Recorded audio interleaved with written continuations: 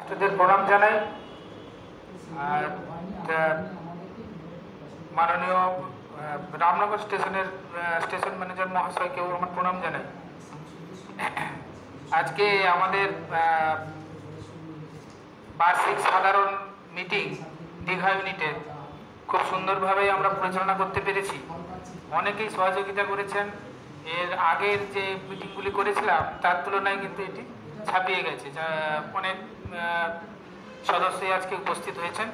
গুটি কয়েক সদস্য ওনারা ব্যক্তিগত কাজে আসতে পারেননি, কিন্তু এছাড়া আমাদের যে সাংগঠনিক ব্যাপারটি দীঘা ইউনিটের ক্ষেত্রে অন্তত আমি দেখছি যে খুবই সুচারুরূপে হচ্ছে এবং আমাদের মাননীয় সদস্যরা খুবই সুন্দরভাবে আমাদের সহযোগিতা করছেন। তো এবারে আমাদের চাহিদা দাবি বা অন্যান্য প্রসঙ্গে সবাই বলেছেন। আমার নতুন করে আর কিছু সেগুলো কি বলার প্রয়োজনীয়তা নেই। আমি আমাদের 2024-25 অর্থবর্ষে যে আমাদের মানে মাসিক চাঁদার ব্যাপারটা বা অন্যান্য জমা খরচের হিসেব ব্যাপারটা সবাইকে একটু জানিয়ে দেব।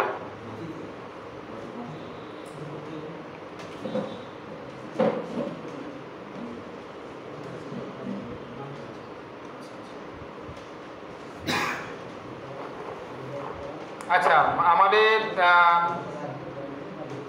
প্রতি মাসে মাসিক চাঁদা বাবদ প্রতি সদস্য পিছু 20 টাকা করে নেওয়া হয়। এবারে সমস্ত সদস্যরাই তাদের মাসিক চাঁদা আপডেট করেছেন। সেখানে আমি নিজে এপ্রিল 2025 পর্যন্ত, নভেম্বর থেকে শুরু করে এপ্রিল 2025 পর্যন্ত, সাগর নভেম্বর থেকে শুরু করে মার্চ 2025 পর্যন্ত, চিত্তরঞ্জন বাবু জুলাই পর্যন্ত, অলোক বাবু অক্টোবর পর্যন্ত, তন্ময় বাবু মার্চ পর্যন্ত, রাজর্ষি বাবু জুন পর্যন্ত, সুমন কুমার জানা বাবু আগস্ট পর্যন্ত, মানস পাল বাবু জুন পর্যন্ত, বাসব বাবু জুন পর্যন্ত, চন্দন বেরাও জুন পর্যন্ত, স্বপন জানা বাবু উনিও অক্টোবর পর্যন্ত, সৌগত মাইতি বাবু উনি মার্চ পর্যন্ত, অর্ণব বেরা মহাশয় উনিও মে পর্যন্ত আমাদের চাঁদাগুলি কমপ্লিট করে দিয়েছেন। আগাম চাঁদা দিয়ে দেওয়ার জন্য ওদের এক্সট্রা ধন্যবাদ জানাই।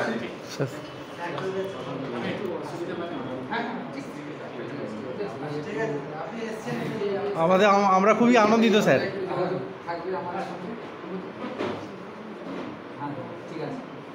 হ্যাঁ, আপনারা স্টেশন ম্যানেজার যারা আছে তাদের সঙ্গে সহযোগিতা করে বা এনার সঙ্গে সহযোগিতা করে যে কোনো লোকাল অথরিটি লোকাল কোনো প্রবলেম থাকলে এনাদের সঙ্গে সহযোগিতা করে কাজ মানে অনেকটা সাকসেসফুল হবে। এই টয়লেট, এই জল, ব্যাপারটা ওই যে আমি একটা 1 মিনিট বলি, 1 মিনিট বলি। আমাদের এই স্টেশন ম্যানেজাররা এদের অনেক ডিউটি, মানে এদের গাড়ি পাস করতে হয় বা ট্রেন পাস করতে হয়। যেমন আমরা ওই হলদিয়া সেকশন বা আমরা ওই খড়গপুর সেকশনে ছিলাম, মানে একজন সুপারভাইজার স্টেশন ম্যানেজার ছিল। সাগরবাবু ছেড়ে নিচ্ছি না, মানে সুপারভাইজার স্টেশন ম্যানেজার একজন করে থাকতো, ইনি এইসব দেখাশোনা করতেন। আর যেহেতু এটা ব্রিজ সেকশন নয়, মানে স্টেশন মাস্টারদের করতে গাড়ি চালাতে হয়, ফলে কি 8 ঘন্টা ওখানে ইনভেস্ট থাকতে হয়, ফলে অন্যান্য কাজকর্ম ওনারা দেখার খুব একটা টাইম পান না। এই জন্যে যদি কোনো প্রবলেম হয় ওনাদের সঙ্গে ডাইরেক্ট, মানে এইসব লোক জল বা টিকিটের প্রবলেম বা ছোটোখাটো প্রবলেম ইলেকট্রিক, তাহলে ওনারা সলভ করে দেন। শুধু একটু দৃষ্টি আকর্ষণ করা।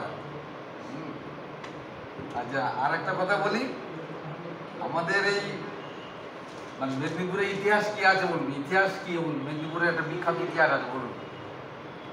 আপনি জানেন মেদিনীপুরের ইতিহাস? মেদিনীপুর কি জন্য বিখ্যাত? হ্যাঁ, থ্যাংক ইউ। স্বাধীনতা সংগ্রামের পীঠস্থান মেদিনীপুর। মানে এখানকার মানুষের একটা আন্দোলনের একটা চরিত্র আছে, বিপ্লবী একটা চরিত্র আছে। কেননা আমরা ইতিহাস পড়ে এটা আমরা দেখেছি, আমরা তো দেখিনি, অনেকে ইতিহাস পড়ে আমরা শুনেছি। যাই হোক, আমিও বর্দায় কিছু নিদর্শন অনেক আমি পেয়েছি যে এখন ডাকলে এখন 1-200 লোক জড়ো হয়ে যাবে। সে সরেনবাবু জানে, একবার একটা রাস্তার ব্যাপারে কত লোক চলে এসেছিল একটা রাস্তার ব্যাপারে। যাই হোক, একটা আন্দোলনের একটা ঐতিহ্য আছে, একটা আন্দোলনের চরিত্র আছে এখানে। আশা করি আপনারা সবাইকে জাগাতে পারবেন এই ব্যাপারটা। আমি আশা করি যে সবাইকে জাগিয়ে এর রেলের উন্নতি অন্তত আমরা কিছু করতে পারবো।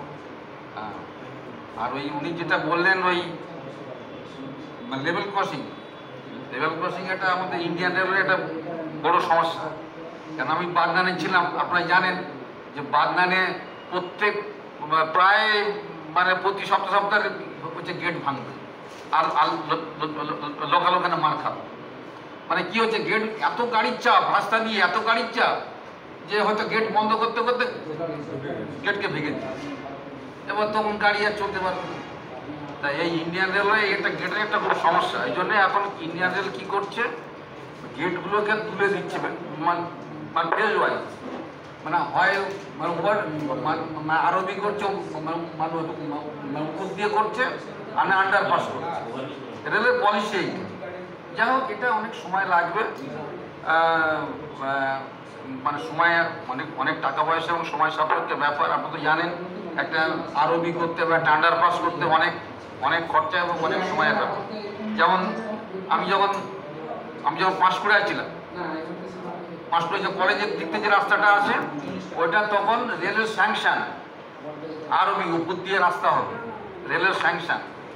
আমার কাছে চিঠি এলো, রেল স্যাংশন করে পাঠিয়ে। আমি এবার চিঠি পাঠালাম ওখানকার পৌরসভা, ওখানকার যে এমএলএ, সবাইকে চিঠি পাঠালাম। তখন ছিল বোধহয় বামফ্রন্ট সরকার ছিল। তারা জমির ব্যবস্থাই করতে পারলো না। রেলের এরিয়ায় তো রেল করবে, কিন্তু স্টেটের এরিয়ায় যেটা যাবে সেটা স্টেটকে আপনার সহযোগিতা করতে হবে, তারা করতেই পারলো না। ফলে সেই কাজটা এখনও হয়। দেখুন, রেল এখনো অনেক জায়গায় দেখবেন আমরা রেল বলছে আমরা পুরো খরচ দেব। আগে নিয়ম ছিল যে রেলের এরিয়ায় যেটা ট্রাকের উপরে যে রাস্তাটা হবে সেইটা খরচ দেবে রেল, আর স্টেটের এরিয়ায় যেটা হবে সেটা খরচ দেবে স্টেট। রেল আবার এটা পরিবর্তন করেছে, বলে আমরা সবই খরচ দেব। তাতেও স্টেট জমি জমা দিতে পারছে, এটা একটা প্রবলেম আছে। যাই হোক, সরকার সব জানেন। এগুলো আমাদের এ নিয়ে আমাদের কথাবার্তা বলতে হবে, অনেক লড়াই করতে হবে। কেননা অনেক তো আপনার সমস্যা আপনারা বুঝতে পারছেন যে এই লেভেল ক্রসিংয়ের সমস্যা, তার জমি জমার সমস্যা, যার জন্য রেল অনেক কাজ টাকা থাকলেও করতে পারছে। এই যে আমাদের কলকাতার মেট্রো রেল, আপনি যদি দিল্লিতে যান, মেট্রো দিল্লি আগে কলকাতার মেট্রো রেল হচ্ছে কলকাতার প্রথম, ভারতের প্রথম। আর দিল্লি ভারতের পরে কলকাতার পরে শুরু হয়েছে। তারা 350 কিলোমিটার মেট্রো রেল বানিয়েছে, আর আমাদের কলকাতায় 100 কিলোমিটার চলছে। কলকাতা থেকে জমি জমা নিয়ে প্রবলেম। যাই হোক, আমাদের থেমে থাকলে হবে না, আমাদের এগিয়ে যেতে হবে, আমাদের লড়াই করতে হবে। এবারে কল্যাণবাবুর যে বক্তব্যটা শেষ করবে। হ্যালো, আচ্ছা, জমা খরচের হিসাবটা আমাদের কোষাধ্যক্ষ চিত্তবাবু উনি দিবেন, উনি ভালো বলতে পারবেন, যেহেতু উনি নিজেই প্রস্তুত করেছেন। না, উনি বলে দেবেন। আচ্ছা, আমি একটা বিষয় বলে রাখি, সেটা হচ্ছে আমাদের যে সাংগঠনিক রদ বদলের বিষয়টা বলেছিলাম, সেটা মূলত আমাদের সেক্রেটারি সাগর বাবুকে উদ্দেশ্য করে। কারণ সাগর হঠাৎ কিছু কাজে কয়েকদিন ব্যস্ত হয়ে পড়ার জন্য আমরা ভেবেছিলাম যে ওনার পদটা হয়তো অন্য কাউকে দিয়ে কীভাবে ম্যানেজ করা যায়, কারণ ও একদমই সময় দিতে পারছিল না। কিন্তু এই মুহূর্তে তিনি বলছেন যে আবার আমি সময় দিতে পারবো, আমার হবে। তো সেক্ষেত্রে আমরা সাংগঠনিক রদবদলের কথা যেটা ভেবেছিলাম সেটা আর করছি না। যেমন আমি প্রেসিডেন্ট আছি সেরকম আছি, আর সাগর পণ্ডা সেক্রেটারি এবং চিত্তবাবু ক্যাশিয়ার যেমন ছিলেন তেমন থাকছেন। আর দুজনকে আমরা এই আমাদের অ্যাডভাইজার মেম্বার হিসেবে প্রস্তাব করছি। তিনি হলেন শ্রী অলোক কুমার জানা মহাশয় এবং বাসব বারিক মহাশয়। এদেরকে আমরা অ্যাডভাইজার মেম্বার হিসেবে আমি প্রস্তাব করছি। আর দ্বিতীয় হচ্ছে আমরা কয়েকজন নতুন মেম্বার, তাদের ডকুমেন্টসগুলো আজকে জমা দিব আমাদের প্রধান সম্পাদক শ্রী সরোজ ঘোড়া মহাশয়ের কাছে। আর এবং তিনি হলেন অর্ণব বেরাবাবু, নতুন উনি জয়েন করেছেন কিন্তু ওর ডকুমেন্টগুলো হস্তান্তরিত করা হয়নি, আজকে করব। আর হচ্ছে অনেকদিন পর ঋত্বিক দাসবাবু, উনি ওনার ডকুমেন্টস পাঠিয়েছেন অনলাইনে, সেটাও সরোজবাবুকে পাঠাবো। এছাড়া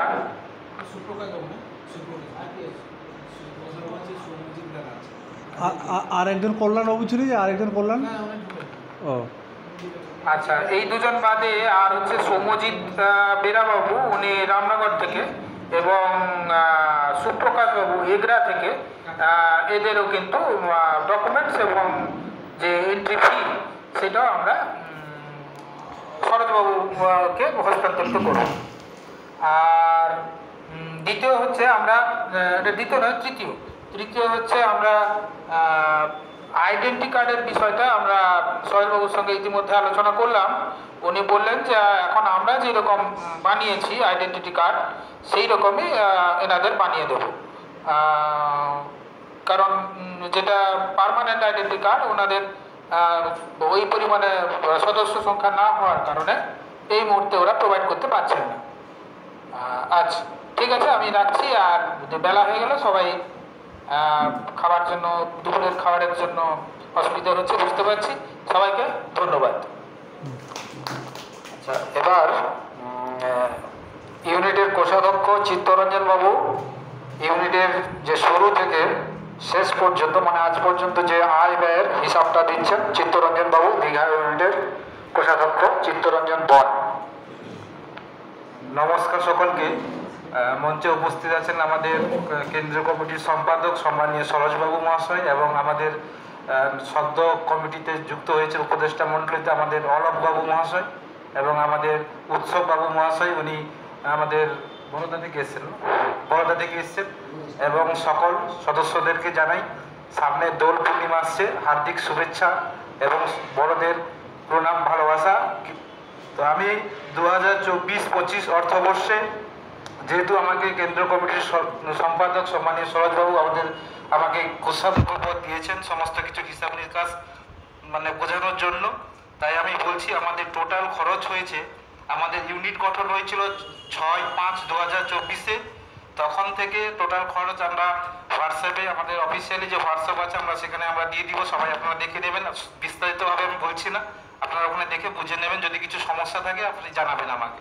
তো আমাদের টোটাল খরচ হয়েছে 2327 টাকা, মানে 24/1/2025 তারিখ পর্যন্ত। এবং আজকে যে আমরা অ্যানুয়াল মিটিংটা করেছি তো তাতে আমাদের খরচা হয়েছে 734 টাকা। আর আমাদের মাসিক চাঁদা, যেটা আমাদের কল্যাণবাবু সমস্ত কিছু বলেছে কে কীরকমভাবে চাঁদা দিয়েছেন কত মাস পর্যন্ত, 1860 টাকা আমাদের মাসিক চাঁদা এসেছে। আর আমাদের কেন্দ্রীয় কমিটি থেকে আমাদের সরোজবাবু 300 টাকা দিয়েছে আজকে অ্যানুয়াল মিটিং করার জন্য সুষ্ঠুভাবে, তো ওনাকে আমি ধন্যবাদ জানাবো। তো টোটাল আমাদের এখানে 2160 টাকা আমাদের আয় হয়েছে, মানে এসছে সরি। আর এদিকে খরচ হয়েছে 3061 টাকা, আর 901 টাকা আমাদের ঘাটতি হয়েছে।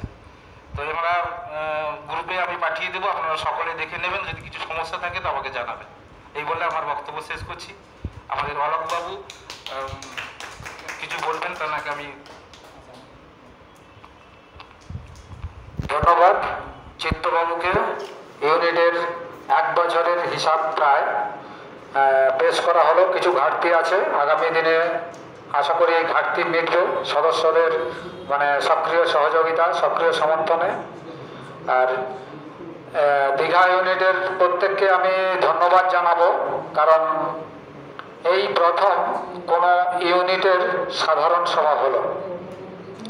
এমনকি আমাদের যে কেন্দ্রীয় কমিটি তারও সাধারণ সভা আমরা অর্গানাইজ এখনো করতে পারিনি, নানা রকম সমস্যা থাকার জন্য। তা সেদিক থেকে দীঘা ইউনিট অনেকটা এগিয়ে গেছে প্রশাসনিক দিক থেকে, এটা খুবই ভালো বিষয়।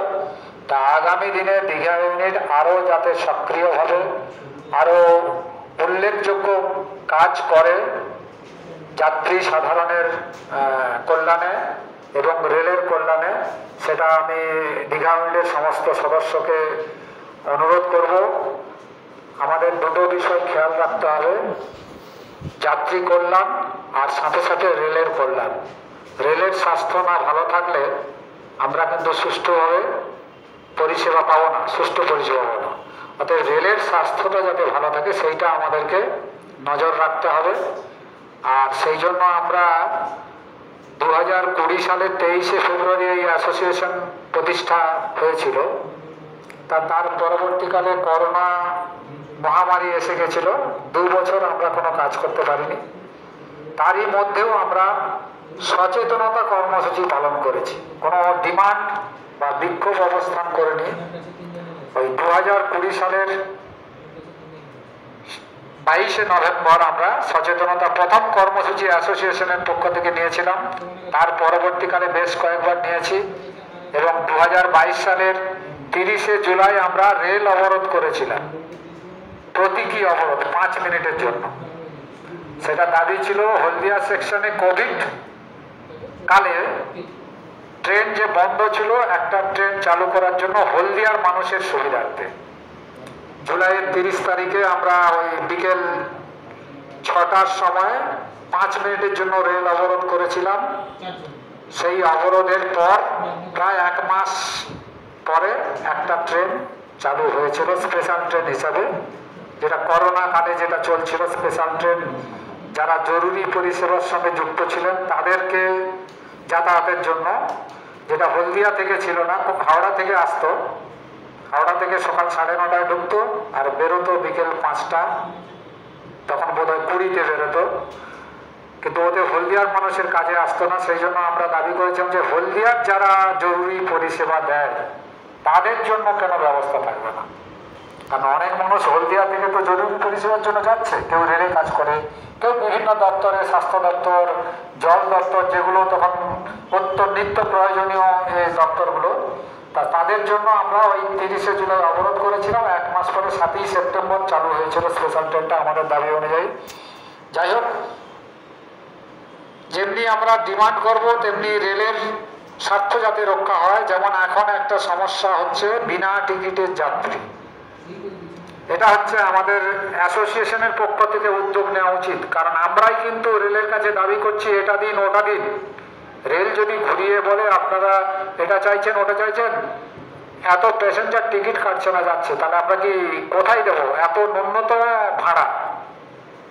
যেখানে বাসের ভাড়া 4 ভাগের 1 ভাগ, তা সেখানে এই জিনিসটা আমাদেরকে একটু অন্তত আমরা যাতায়াত করার সময় যদি এরকম নজরে আসে, একটু তাদেরকে পরামর্শ দেওয়া ভবিষ্যতে যাতে তারা টিকিট কেটে যাতায়াত করে। এবং এটা নিয়ে আমরা একটা কর্মসূচি ঘোষণা করেছিলাম 26 তারিখে, 26শে জানুয়ারি, যেটা টিগরা স্টেশনে প্রজাতন্ত্র দিবস পালনের দিন। কিন্তু আমি না থাকার কারণে আমার বাড়িতে অসুবিধা হওয়ার জন্য মধুবাবু বললো যে আপনি থাকবেন না, ওটা কর্মসূচিটা বাতিল করে দিন, শুধু প্রজাতন্ত্র দিবসটা পালন হোক।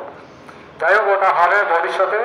কারণ এটা হচ্ছে রেলের সঙ্গে আমাদের একটা সম্পর্ক, যেটা এই স্টেশন ম্যানেজার বলে গেলেন রামনগরে, এই সম্পর্কটা আমাদের রাখতে হবে। রেলের কথাটাও আমাদেরকে চিন্তা ভাবনা করতে হবে, প্যাসেঞ্জারদের কথাও চিন্তা ভাবনা করতে হবে।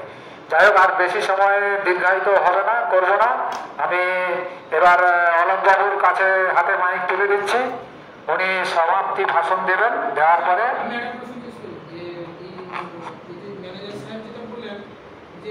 ইউনিট আর অ্যাসোসিয়েশন এইটা নিয়ে উনি বলেছেন ওনার তরফ থেকে ইউনিয়নের অনেক জোর আছে, অনেক ক্ষমতা আছে। তো এই মুহূর্তে আমরা যেহেতু একটা অ্যাসোসিয়েশন আমরা রেজিস্ট্রিকৃত হয়ে গিয়েছি, এই মুহূর্তে আমাদেরকে আবার নতুন করে সব কিছু করতে হবে। আপাতত ওইটা নিয়ে চিন্তা ভাবনা পরে করা যাবে কি করা যায়। তবে অ্যাসোসিয়েশন থেকেও দাবি করা যায়, অবরোধও ডাকা যায়, সব কিছু করা যায়। যেমন কিছুদিন আগে বাগনানের অ্যাসোসিয়েশন অবরোধ ডেকেছিল এই ট্রেন লেটের জন্য, সেটা বেশিরভাগ লোক খেয়াল করেছেন। অবরোধও ডাকা যায়। তবে উনি যেটা বলেছেন একটা ভালো কথা, যে ওটা করলে আরও আমাদের শক্তিটা বৃদ্ধি হয়, আমাদের দাবিটা জোরালো হয়। তবে প্রথম কথা, ইউনিয়ন করুন আর অ্যাসোসিয়েশন করুন, পাশে কিন্তু লোক দরকার। আপনার অ্যাসোসিয়েশনের পাশে যদি কম করে 200 জনকে আপনি জড়ো করুন, দেখবেন এতেও রেল কাজ করবে। সেই জিনিসটা আমাদের করা উচিত। মানে আমাদের লোক সংখ্যাটা, আমি বলছি না সবাইকে অ্যাসোসিয়েশনের নাম লেখাতে হবে, অন্তত কোনো কর্মসূচি নিলে সেখানে যেন আমরা উপস্থিত করতে পারি, সেই বিষয়টা আগে আমাদেরকে নিশ্চিত করতে হবে। তাহলে দেখবেন আমাদের দাবিগুলো, আমাদের ওই লোকবল যার বেশি থাকবে তার কথাটাই শুনবে। আর যেটা উনি একটা বলে গেলেন রাজনৈতিক বিষয়, আপনার পাশে যদি 500 লোক থাকে না, যে কোনো রাজনৈতিক নেতা আপনাকে নিয়ে চিন্তা ভাবনা করবে যে এই 500 লোকের যদি আমি উপকার করতে পারি, তাহলে এই 500 লোক আমার নাম করবে।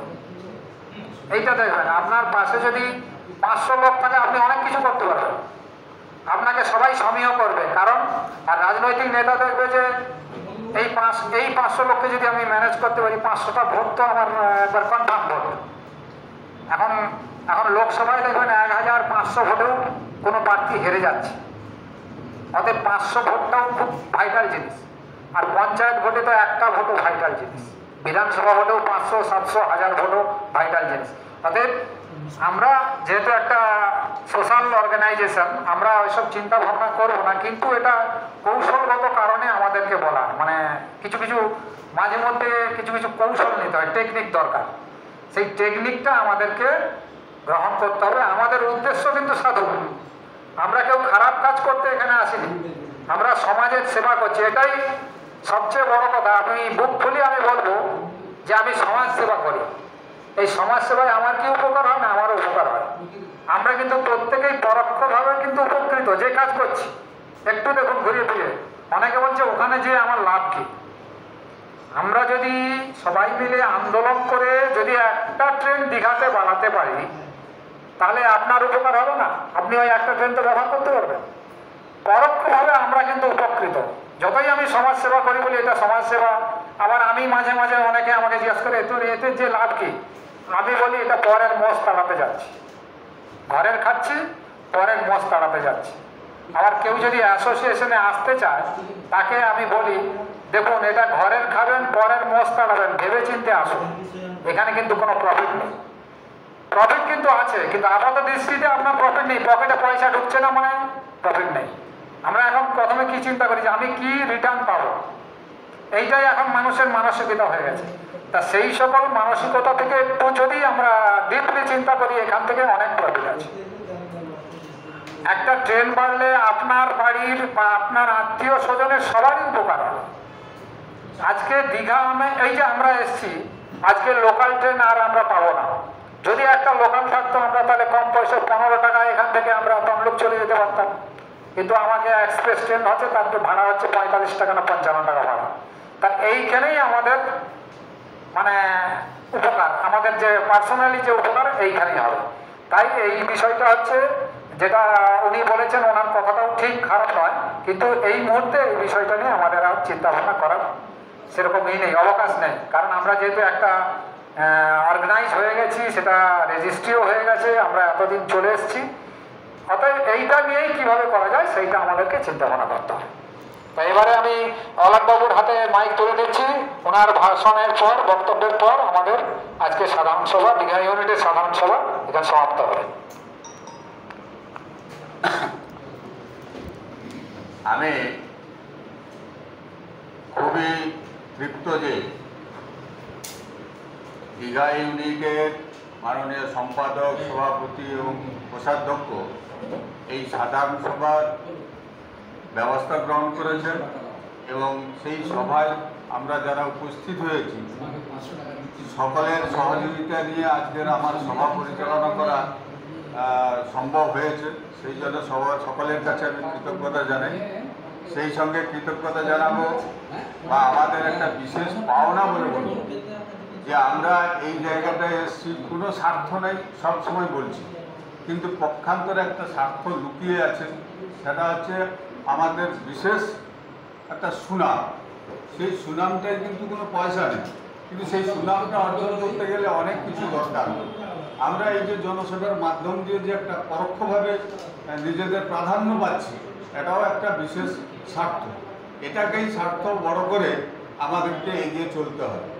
আর আজকের এই ক্ষুদ্র সভায় আমাদের যে যাদের বিরুদ্ধে বলা যাবে না, কোনো সময় বিরুদ্ধাচরণ করতে হয়, আবার কোনো সময় সহযোগিতাও চাইতে হয়, এই রকম একটা পরিস্থিতিতে আমাদের রামনগর স্টেশন ম্যানেজার যে আমাদের এসে আমাদেরকে কিছুটা সমৃদ্ধ করলেন, যা আমরা কোনোটাই হয়তো জানতাম না, সেই বিষয়গুলো অবগত করালেন। আমরা উৎসববাবুর কাছ থেকেও একইভাবে কিছু জানলাম। তা আমরা যদি এটাতে না যোগদান করতাম, তাহলে তো আমরা কোনো মতেই কোনো কিছু জানতাম না। তা আমাদের পরোক্ষভাবে কিছু না কিছু লাভ হচ্ছে, হয়তো সেটা অর্থনৈতিক বিষয় না, সাম্মানিক বিষয় হিসেবে আমরা আমাদের ধারণা গ্রহণ করতে হবে। আমি সেই জন্য বলবো যে আমাদের এই উদ্দেশ্যটা জনসেবামূলক, যেমন আবার অনেকে যেটা ভাবছে যে অর্থকরী কোনো উপাদান আমাদের এখানে নেই, সুতরাং আমাদের এখানে যাওয়ার প্রয়োজনটা নেই। তবুও আমরা যারা ভেবেছি যে আমার অর্থকরী না থাক, কিন্তু আমাদের এই সহযোগিতার দ্বারা যদি জনসাধারণ উপকৃত হয়, কিংবা আমরা নিজেরাই উপকৃত হই, উপকৃত তো আমরা নিজেরাই হচ্ছি, কিন্তু কম বেশি হলেও হচ্ছি, তাহলে এই জায়গাটায় আমরা যদি আসি, আমাদের ব্যক্তিগত কোনো ক্ষতি হবে বলে আমি মনে করি। সেই কারণে আমাদের এই সাধারণ সভা, যেমন সরজবাবু বললেন যে আমরা কেন্দ্রীয় কমিটি হিসাবে সাধারণ সভা করতে পারিনি, সেটা একটা বড় অনুতাপের বিষয় যদিও, তাহলেও আমাদের তাদের গড়া যে ইউনিট, সেটাও তাদের দ্বারাই হয়েছে। সুতরাং সেখান থেকেও আমাদের একটা প্রাপ্তি বলে আমি মনে করি। তা আমি এই সভা থেকেই আমি অন্যান্য ইউনিটগুলোকে নিশ্চয়ই মানে চেষ্টা করব যাতে ওনারাও অন্যান্য ইউনিটগুলোকে এইভাবে সাধারণ সভার বিষয়টিতে অনুধাবন করিয়ে সাধারণ সভা ঘটানোর চেষ্টা করতে পারেন, সেজন্য প্রয়াস নেবেন। আর আজকের এই সভায় আমরা যারা এসেছি, সকলের সহযোগিতা, সকলেই যেভাবে বললেন, সরোজবাবু আমাদেরকে অনেক কিছু জানালেন, উৎসববাবু জানালেন, ম্যানেজার সাহেব, রামনগর স্টেশন ম্যানেজার সাহেব যা জানালেন, সেগুলোর থেকে আমাদেরকে আরও পরবর্তী পদক্ষেপের সূচনা গ্রহণ করতে হবে এবং দৃঢ় পদক্ষেপ প্রয়োজনীয় পদ্ধতিতে গ্রহণ করতে হবে। এই প্রত্যাশায় আমরা থাকব এবং আমাদেরকে সেই অনুযায়ী চলতে হবে এবং সকলের সহযোগিতা আমরা আগামী দিনে পাব, এই প্রত্যাশা রেখে আজকে সবার সফল কামনা করে আমরা এই সভার সমাপ্তি ঘোষণা করছি। নমস্কার।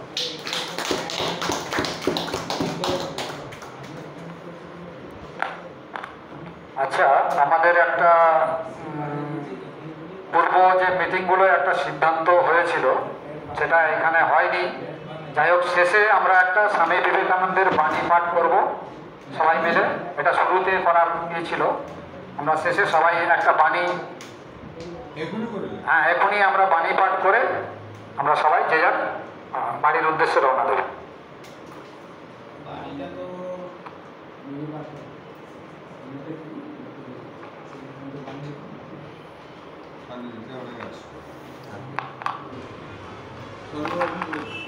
আচ্ছা, সবাই দাঁড়িয়ে পড়বেন। প্রথমে স্বামী বিবেকানন্দের বাণী, তারপর জাতীয় সঙ্গীত দিয়ে শেষ করবো আমাদের সভা। শুরু করছি, আমি বলবো, আপনারা একটা করে বলবেন। আমি বিশ্বাস করি যে কেউ কিছু পাওয়ার উপযুক্ত হলে জগতের কোনো শক্তি তাকে বঞ্চিত করতে পারে না। নমস্কার, এটাই ছিল স্বামী বিবেকানন্দের বাণী, আজকে ছোট্ট বাণী। এবার জাতীয় সঙ্গীত পাঠ, জাতীয় সঙ্গীত গেয়ে আমরা শেষ করব। শুরু করছি, তাহলে সবাই শুরু করুন। জনগণ মন অধিনায়ক জয় হে ভারত ভাগ্য বিধাতা, পাঞ্জাব সিন্ধু গুজরাট মারাঠা দ্রাবিড় উৎকল বঙ্গ বিন্দ হিমাচল যমুনা গঙ্গা উচ্ছল জলধি তরঙ্গ তব শুভ গানে জাগে তব শুভ আশিস মাগে গাহে তব জয় গাথা জনগণ মঙ্গলদায়ক জয় হে ভারত ভাগ্য বিধাতা জয় হে জয় হে জয় হে জয় জয় জয় জয় হে। নমস্কার। এই সময়ের মধ্যে ভারত নিউজিল্যান্ড ম্যাচে তারা এখন জাতীয় সঙ্গীত গেছে। হ্যাঁ দারুণ। আমরা কামনা করবো ভারত যাতে জিতে।